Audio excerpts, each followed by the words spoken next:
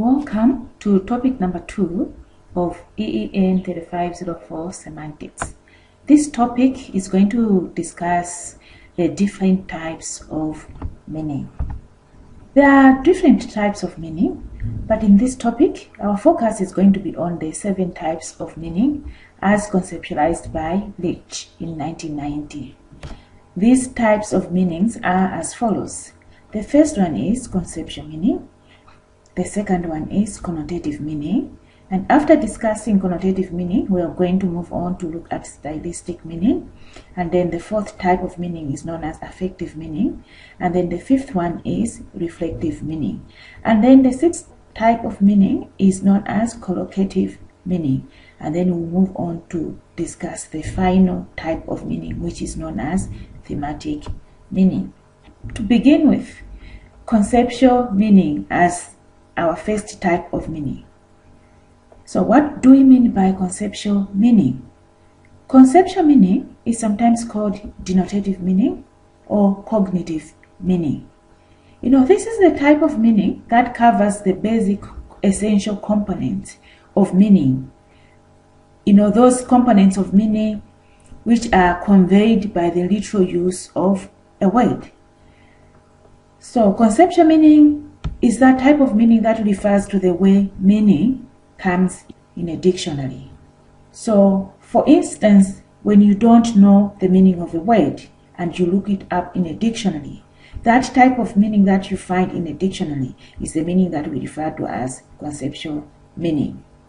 So, in other words, conceptual meaning is that agreed upon meaning, because the meaning that we find in the dictionary is the one that people have come up with and is the one that we are referring to as the agreed upon meaning. And when you see this meaning in the dictionary, you do not question it, because people have agreed that the meaning of words that are found in the dictionary are those meanings that you see. Now that we have said that conceptual meaning refers to the basic components of a word, I would like you to think about the word needle in English. So think about the basic components of the word needle in English. So while we are thinking about the basic components of the word needle in English, let us consider the basic components of the words that we have here. In the first place, we have boy, and then secondly, we have woman, and then we have man, and then we have dog, and then the last word is cat. When we look at the word boy, the basic components of the word boy are male, human, and not adult, because a boy is male and a boy is human and a boy is not adult. And then when we look at the word woman, the basic components of the word woman are human, adult, not male. Okay, and then for the other words, man is also human, man is an adult, man is also male. And when we look at the word dog, dogs are domesticated. So one of the basic components of the word dog is domesticated. And then we have canine. And then the last one is mammal. Okay. And then lastly, when we look at the word cat, okay, some of the basic components of the word cat are small domesticated mammal with thick, soft fur. And a cat also has whiskers. So this is how conceptual meaning is all about. It involves, looking at the basic components of words that you know. Going back to the question that I asked you earlier on about the basic components of the word needle in English, we may think of, components such as thin, sharp, still, instrument. Because a needle is something that is thin, it is something that is sharp, it is something that is still, and it is also an instrument. So these components and also the other components that we looked at are therefore part of the conceptual meaning. Okay, we will proceed to look at the second type of meaning, which is connotative meaning. According to Leach, connotative meaning is the communicative value an expression has by virtue of what it refers to, over and above its purely conceptual content. So this means that connotative meaning refers to the notion of reference. It refers to the notion of reference.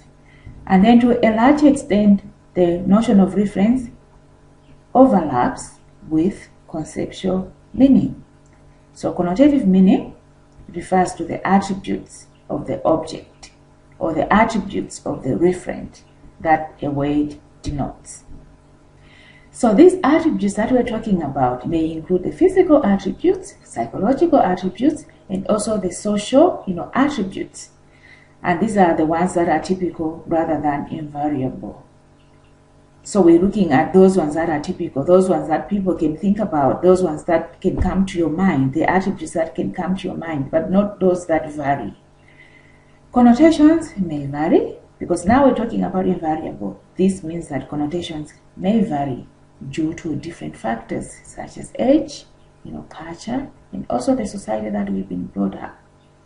Okay. Now let's consider some examples.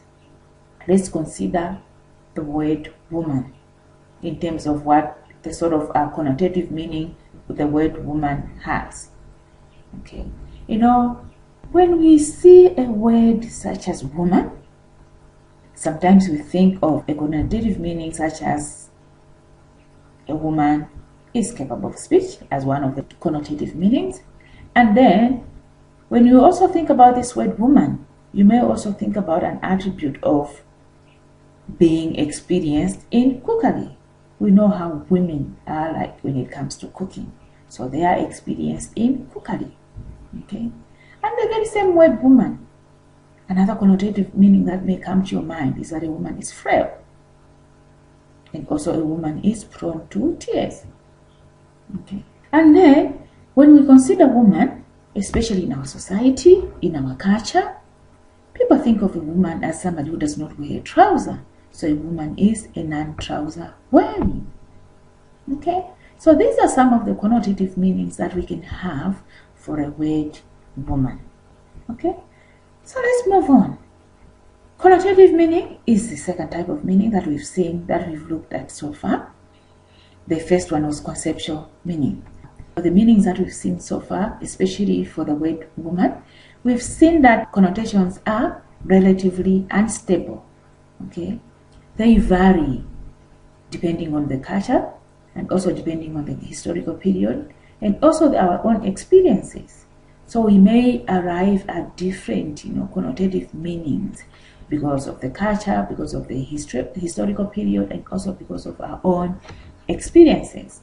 So this happens even when people are speaking the same language. This happens even when people are found in the same situation, are found at the same place. So what we're trying to say here is that although many speakers of a particular language may speak the language exactly, due to the fact that they have the same conceptual framework, actually each of them has individual perception of weight. Hence, the different connotative meanings that people may arrive at of the same word. So unlike denotative meaning, connotative meaning is open, it is also indeterminate. In the same way as our knowledge and belief about the universe are open-ended. Okay, so it is possible for people to arrive at different types of meanings, meanings for a word, and the different types of meanings that we're referring to, the different types of connotative meanings for the same word. That hence, this is the reason why we are saying that connotative meaning is open. Okay, it is possible to have different connotative meanings for one word. Okay, now we are moving on to the third type of meaning, which is known as stylistic meaning. Stylistic meaning is also known as social meaning. And in stylistic meaning, we think of a piece of language that conveys meaning of a social circumstance of its use. So we normally think about how we decode meaning in terms of who, where, and to whom language is used. So I would like you to consider the following examples in terms of who, where, and to whom language is used.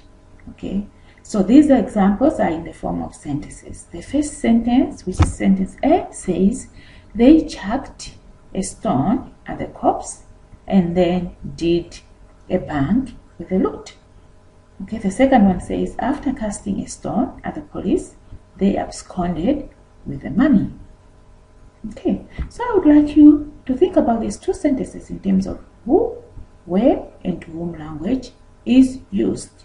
Okay, when you look at these sentences, something that may come to your mind is that the sentences were said by different people because we have different styles of speaking.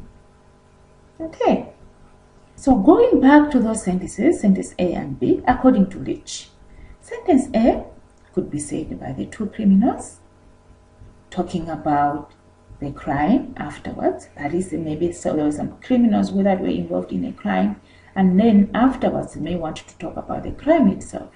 Okay, while sentence B might be said by the chief of the police in making the official report, and both could describe the same event. Let's just go back to that sentence. We are able to say that sentence A was said by criminals because of the type of words, the style that has been used by the speakers of this sentence.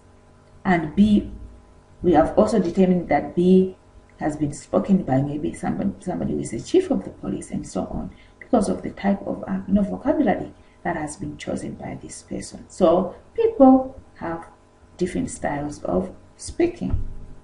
Still continuing with our stylistic meaning, we decode the social meaning of a text through our recognition of different dimensions and levels of style. Okay, so we have different dimensions and levels of style. Like I said previously, people speak differently. The way I speak is different from the way you speak. So we have different ways. We have our own, unique styles of speaking. And this also affects our choice of words, like we've seen in the two examples, A and B. So there are several dimensions of social linguistic variation, and these variations arise due to the following factors. Dialect, there are several dialects of one language. So the language of a geographical region or of a social class. Think about Chichewa. The Chichewa that is spoken in the central region is different from the Chichewa that is spoken in the southern region. So the language of a geographical region also matters. And then another factor is time. Okay, the language may also vary, or our ways of speaking, our styles may also vary because of time. So the language of the 18th century is different from the language of this century. There may also be variation due to province or domain. There may also be variation due to status. There may also be a variation due to modality. And then lastly, there may also be variation due to singularity.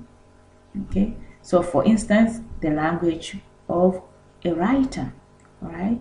The way, like I said earlier on, the way I write is different from the way somebody else, writes. The way I speak is different from the way other people, speak. I have my own unique way of writing and also my own unique way of speaking. So hence, singularity. Now we are moving on to the fourth type of meaning, which is known as affective meaning. Affective meaning conveys the language uses feelings, attitudes, and opinions about a particular piece of information or about the ongoing context. I would like you to consider these two examples. The first example says, Harold, who always boasts about his 2 PhDs, lectured me the entire evening on generative grammar. And then the second one reads, Harold, who has 2 PhDs, gave me a fascinating overview of generative grammar last night. So these two sentences depict different feelings that each of the speakers has towards the lecturer. So what do you think are the affective meanings of C and D?